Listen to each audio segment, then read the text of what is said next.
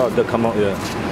The cat is given Zolitail, IM, and the right ear is syringe. You can see really a lot of dirt. That's why the owner's eardrops cannot work.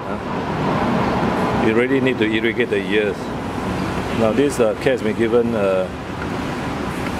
Zolitail 100 at 0.9 ml or 90 milligram at 15 milligram per kg.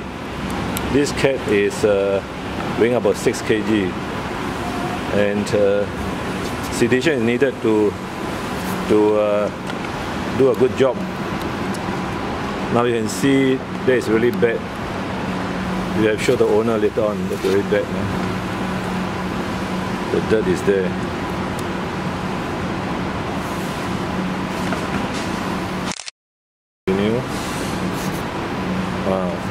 You've got to rub very hard below on the horizontal canal there, and